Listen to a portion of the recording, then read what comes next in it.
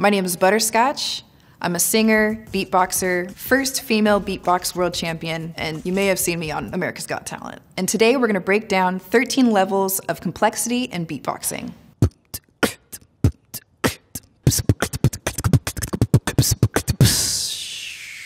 Beatboxing is the art of vocal percussion, so every sound you make is only using your mouth. It's one of the most unique things that you can do because everyone is different, so we're all gonna have some sort of different style that we add. So remember, this is my version of what makes beatboxing complex. Level 1, bass drum. So we're gonna start with the simplest sound, which is the bass drum.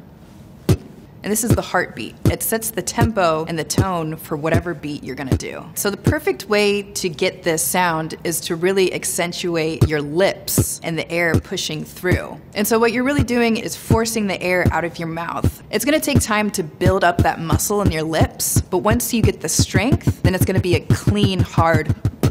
So we have the bass drum, but now we need another percussive element to help drive that beat. Level 2, snare. So we're gonna take the bass drum and add a snare to it. This is what actually makes the beat. It's not just a heartbeat. The easiest and quickest way to beatbox is just to say boots and cats together. Boots. Cats. Saying these two words together are prepping your mouth for the right form to beatbox with the right sounds. So when you say these two words together, you're creating a very simple rhythm that people can play over or rap over or jam over. Cats, boots, cats, boots, cats, boots, cats, boots, cats. Level 3, hi-hat. So we got the bass, we've got the snare, and now we're adding the hi-hat. And this is completing the elements of the basic sounds of a drum kit. Everything else in beatboxing, they're just embellishments. And if you want to see the core elements, here's a drum kit. You've got your bass, you've got your snare, and you've got your hi-hat. With the hi-hat, you really want to make these sounds tight. And this is what makes the rhythm move. It pushes it. And it sounds almost like a sprinkler, too. You don't want it to be too loose, because then you're gonna lose that technical sound that you want. That's just not gonna hit it. You just gotta make it clean. Hi-hats can be closed, or they can also be open. So now that we have our core sounds, let's introduce a basic beat. So beats can be anything, but this is the simplest, most basic hip-hop beat. So I'm taking the bass, I'm taking the snare, and I'm taking the hi-hat, and I'm gonna put them in this order. So I can throw in another bass drum, which makes the rhythm and the pattern sound a little bit more exciting. It's one thing to just make those sounds, but over time, as you practice and your lips get stronger, you're gonna sound like this. So this is super simple. It's basically the Mary Had a Little Lamb of hip-hop beats. If you listen back to Lottie Dottie, Dougie Fresh, the original human beatbox, this is the beat that's behind it. Yo, beat this, Lottie Dottie, we like to party, we don't cause trouble, don't bother nobody. So this whole time, the snare I've been using, it can become kind of monotonous if you're just always using the same type of snare, even just within a song. So what happens when I change it up and make things a little bit more complex? I can interchange the snare with a bunch of other different sounds, and that's what makes it more dynamic. I can do p sounds. So combining the p, f, sh, s, you can mix them all up and come up with all different kinds of snares. The p sounds are more like hitting the snare or drum machine, whereas the sound is like a rim shot. You don't want to use all the sounds all at once. It'd be like having a drummer just play every single drum, and it's not really making a beat, it's just sound. So when you first start beatboxing, you're pretty much gonna have to plan out your breaths. Most of the snares that I'm using, I'm breathing outward. So this is what it looks like when all the sounds that I'm using are breathing out. I run out of breath because there's no time to even catch my breath. Whereas if I'm breathing inward, I can go faster, I can breathe while I'm actually beatboxing. I can just interlace my breathing with the beat itself. After a while, then it just becomes second nature and you can just breathe within the beat. So when you're a drummer, sometimes you make 2 sounds at once. I only have 1 mouth. So this level of complexity is taking 2 of the core elements of the drum kit and putting them together. So here's my bass, and here's my hi-hat, and I'm just gonna combine them. So this is me doing it normal, and this is me adding the bass and hi-hat together. You can add multiple sounds at the same time, but we're gonna save that for a couple levels later. Everything we've been doing up to now has been percussive, but now, level 7, adding a bass line. I don't have the vocal range to go super low, but what I can do is vibrate my lips and get this certain frequency that creates this tone and this pitch. So with this lip bass, I'm basically just vibrating my lips. But this is getting a tighter form and you're actually making pitches and tones. So I'm gonna take this bass sound and add it to the beat. This is the limit of what I can do with the bass sound since I don't have the vocal cords that stretch that low. But with other beatboxers like Inertia, they can go super, super low that create this like subwoofer bass.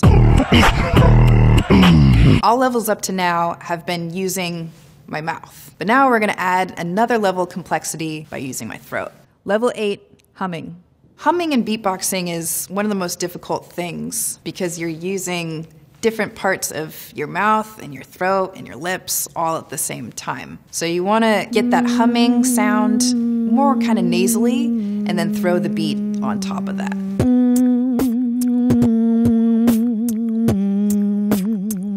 So when you're first starting out, just hum and then make the bass drum noise at the same time.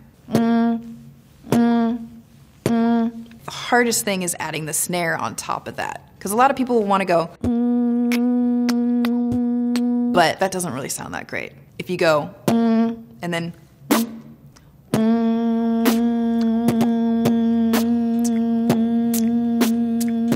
that's a little bit cleaner. So I'm gonna take that bass sound and add another note on top of it, which gives it a richer sound. One of my favorite beatboxers is the current world female beatbox champion, Kayla Milady, and she adds these musical elements to make her beatboxing stand out.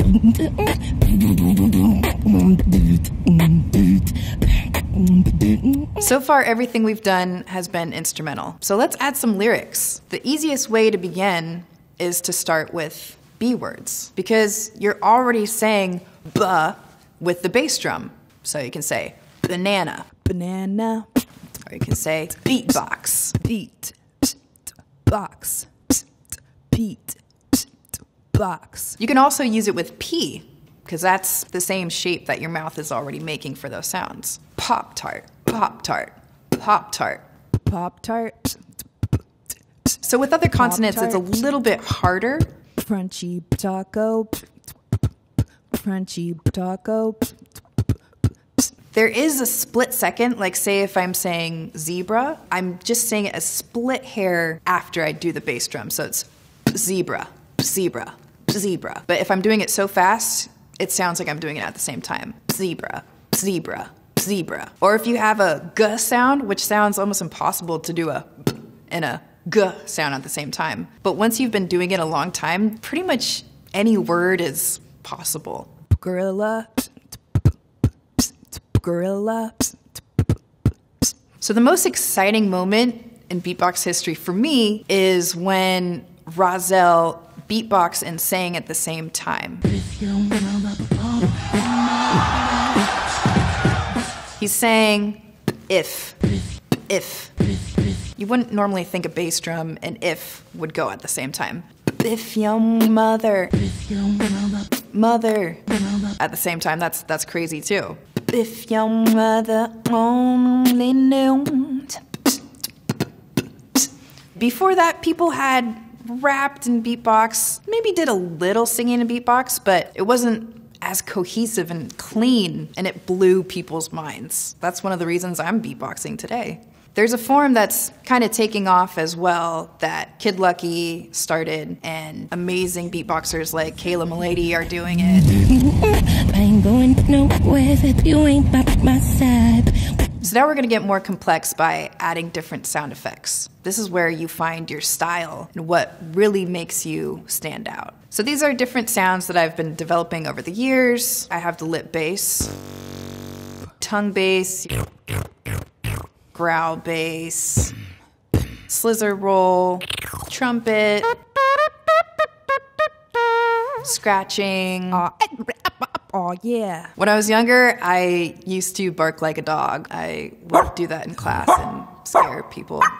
You don't have to be good at all these different sounds to be a good beatboxer. Just find the sounds that you love and that represent you, and that's your style. I would say my trumpet is one of my most unique and signature sounds. It brings out what makes my music me. I'm inspired by people like Miles Davis or Dizzy Gillespie. I love jazz, and that's what I grew up with. I love classical music, so I'm trying to get better at making a nice violin sound.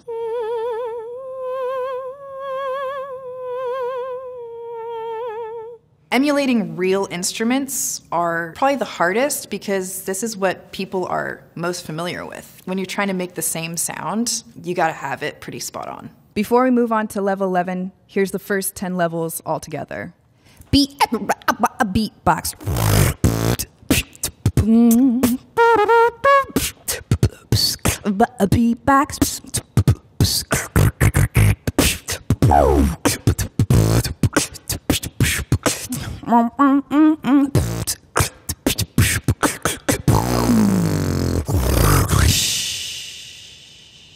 For this next level, we're gonna go just back to the beat. But this time, it's all about new school. Level 11, intricate beats. So I'm starting with a drum and bass beat. You can hear all the things that I'm doing, which sounds simple, but as I go faster, it sounds a bit more complex. This level is more complex because your brain has to catch up with what your mouth is doing, or your mouth has to catch up with what your brain is trying to do. But everything starts with a very simple beginning, and you can just like work it up and go as fast as you can. You can take it to the exponential level with how fast you can go, with how many sounds you can do within a certain beat. It's incredibly technical. So complexity isn't just about going for speed. For me, it's about being multidimensional. For level 12, I'm doing a classic song, Swing Low, Sweet Chariot, and I'm singing, beatboxing, and playing the guitar at the same time. So it's complex because my brain is having to operate at a different level, trying to do the beat, and play, and sing. Swing low, sweet chariot. So I added trumpet at the beginning to give it kind of a jazzy flair that just sets up the song in a nice way.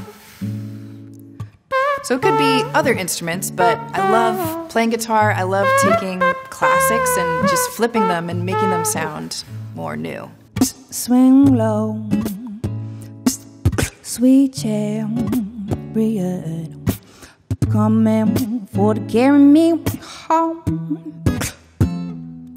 Swing low, sweet chariot, coming for to carry me home.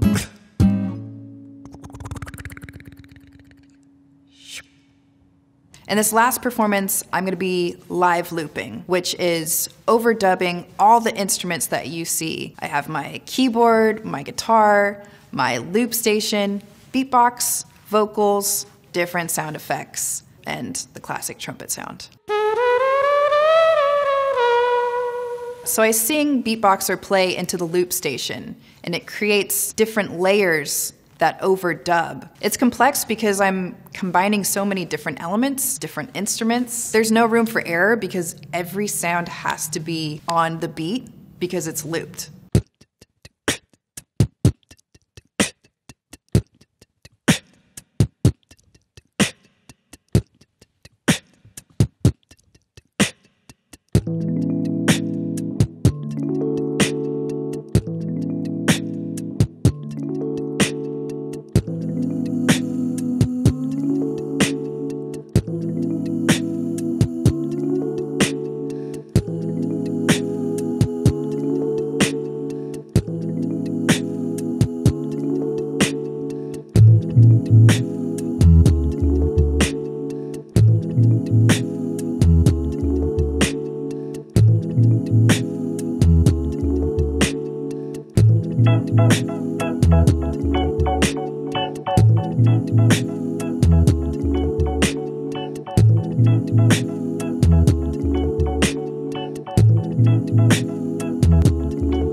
Swing low, sweet chariot, coming for to carry me home.